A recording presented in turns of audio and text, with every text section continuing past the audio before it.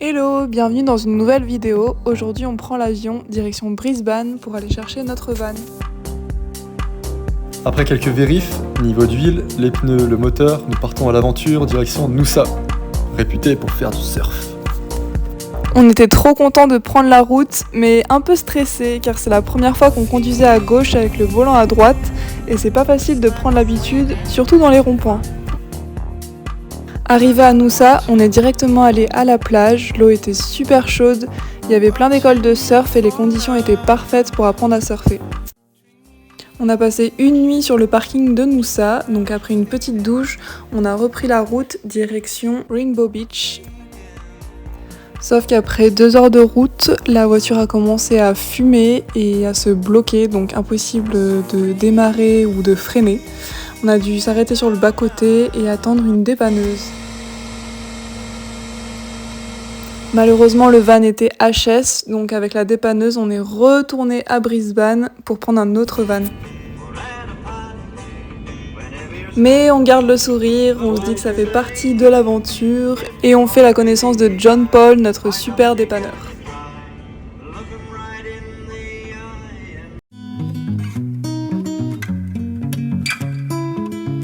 Arrivé à Brisbane, on apprend que tous les vans sont déjà pris. On a donc passé notre matinée à appeler d'autres compagnies pour essayer de trouver un van au plus vite. Et après plusieurs appels, on a enfin réussi à avoir un autre van dans une autre compagnie, donc on a repris la route direction Agnes Water, qui se trouvait à 5h30 de Brisbane.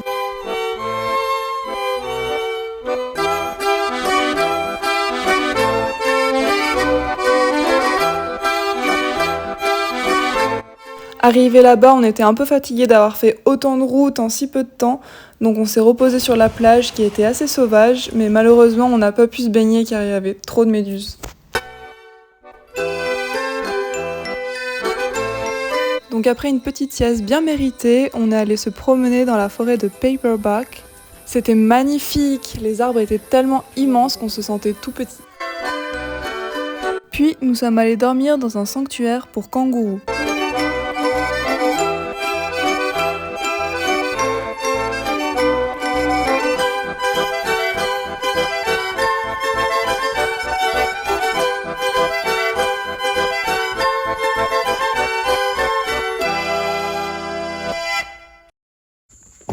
Pour la petite histoire, le propriétaire s'appelle Gary, il était adorable, il nous expliquait qu'il avait récupéré un bébé kangourou d'une maman qui s'était fait écraser sur la route. Il l'avait nourri, puis c'est devenu une passion de s'occuper des kangourous. C'était très intéressant de parler avec ce monsieur qui a complètement changé de vie, et en plus le lieu était très calme et propre.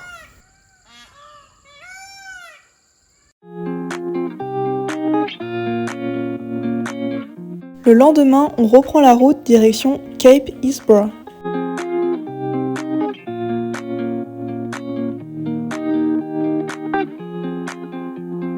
On s'est levé à 4h30 pour voir les kangourous au lever du soleil. C'était magnifique.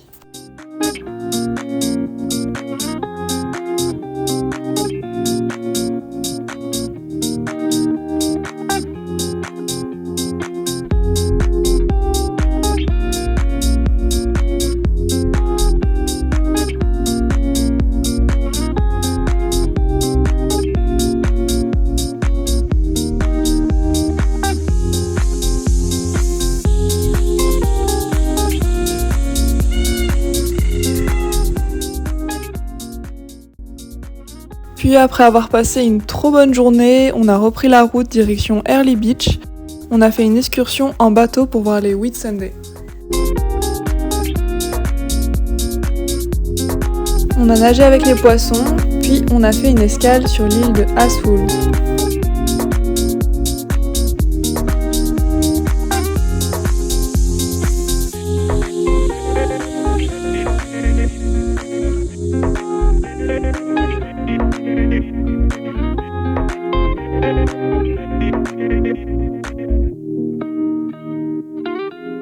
Et l'après-midi, on a repris le bateau, direction la fameuse plage de Whitehaven. C'est la plage la plus connue des Whitsundays car le sable est tellement blanc qu'on dirait de la farine. Sauf que comme vous pouvez voir, il s'est mis à pleuvoir pile quand on est arrivé. Mais ça donnait du charme à cette petite île et l'eau était trop bonne. Le lendemain, après s'être battu toute la nuit avec les moustiques, nous avons pris l'avion pour voir les Whitsundays vus du ciel et c'était incroyable. Je crois que j'ai jamais vu des paysages aussi beaux de toute ma vie. On était émus tellement on en prenait plein les yeux.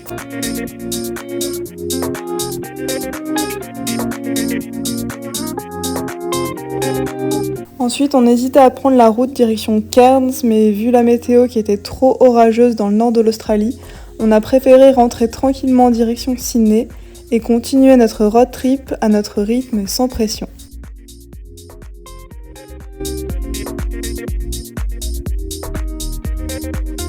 On a dormi en pleine nature, le spot était incroyable. On avait une vue à 360 degrés entourée de vaches, de verdure et d'océan.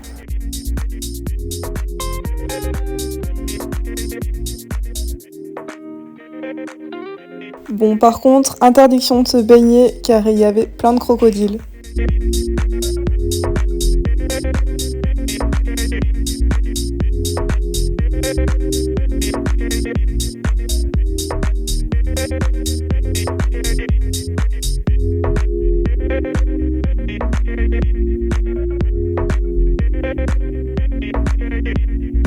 Puis on reprend la route direction Bundaberg. On voulait s'arrêter dans une grande ville pour voir la finale de la Coupe du Monde France-Argentine. Un vrai gosse celui-là.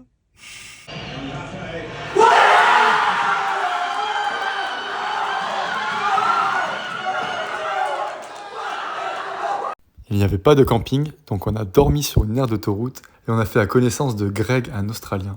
Il vivait dans sa caravane depuis des années et il adore ce mode de vie. Il nous a raconté toute son histoire et on a joué la guitare tous ensemble. C'était vraiment un super moment. Et en partant, on est encore tombé en panne. Après avoir rechargé la batterie de la voiture, direction Gold Coast pour aller faire du surf. What happens when life breaks down? When there is systemic contradiction. My name symbolized all that was corrupt to society.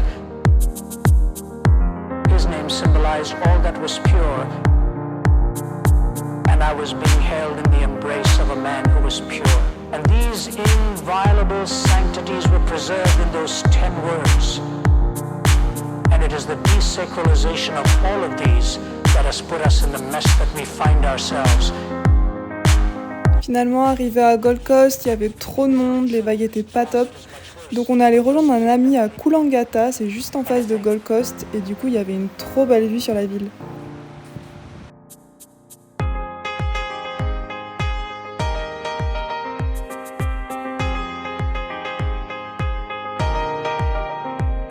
Et après une bonne session de surf, on décide d'aller à Byron Bay. Et vraiment, c'est notre ville coup de cœur. Tout le monde était en mode peace and love, il y avait une trop bonne ambiance, des bons restos. Et il y a une très belle rando à faire avec une vue magnifique depuis le phare, où on peut voir les différentes plages de Byron Bay. Et tous les matins, si vous êtes chanceux, vous pouvez voir des dauphins. Think of what it is when God himself puts his arms around you and says, "Welcome home."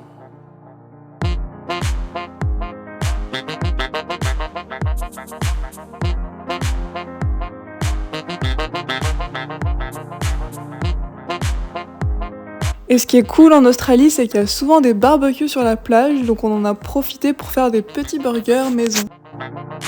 Le lendemain, c'était le jour de Noël, donc on s'est offert une plongée sous-marine avec les requins léopards. C'était incroyable.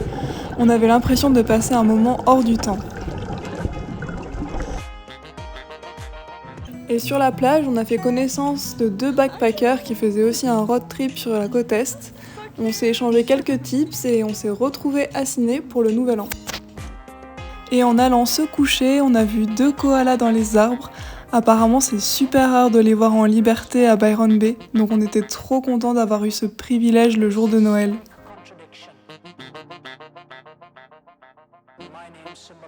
Puis Puis, après avoir passé 3 jours à Byron Bay, on décide de prendre la route direction Mobong. On a dormi dans un camping sauvage à côté d'une cascade.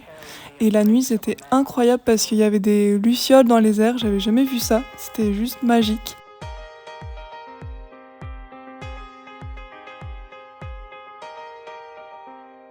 Et le lendemain, on a passé notre temps dans la rivière. L'eau était gelée, mais ça faisait du bien d'avoir froid, car on avait trop souffert de la chaleur au Whitsunday. Donc là, on avait l'impression de revivre.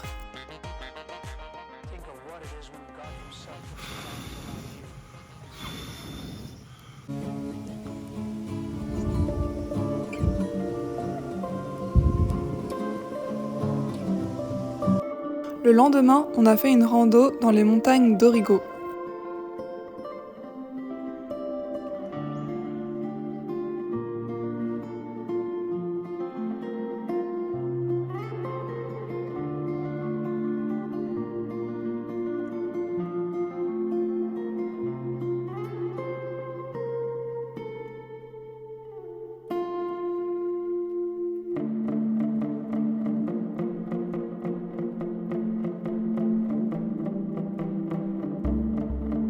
Puis après cette belle rando, nous avons repris le van direction Port Macquarie.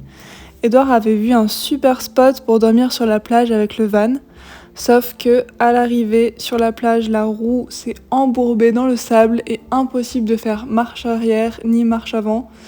Donc heureusement, il y avait une bande de jeunes qui étaient en train de faire la fête qui nous a aidé à pousser la voiture, sinon on aurait dû appeler encore une fois une dépanneuse. Au réveil, la vue était magnifique. Il n'y avait personne sur la plage et ça faisait du bien de retrouver l'océan.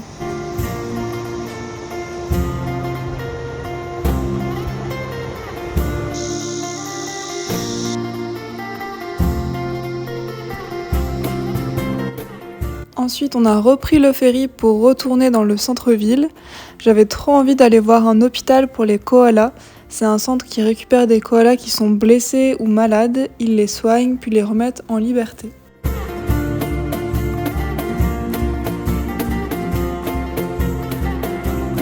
Puis on a continué notre route et on s'est arrêté à Nabiac car on avait vu qu'il y avait une piscine municipale pour se baigner et se rafraîchir car il faisait super chaud. Et enfin, on a passé la nuit à Carwa. C'était en pleine forêt et le camp était juste à côté d'un ancien élevage d'huîtres. On s'est fait des petites bananes au chocolat cuites au feu de bois. C'était un lieu très calme mais il y avait beaucoup de mouches. Le lendemain, on est allé à Stockton. On voulait voir les dunes de sable, mais finalement, on n'est pas resté longtemps car il y avait trop de monde et beaucoup d'attractions touristiques. Donc on reprend la route direction Father Beach, qui était beaucoup plus sauvage.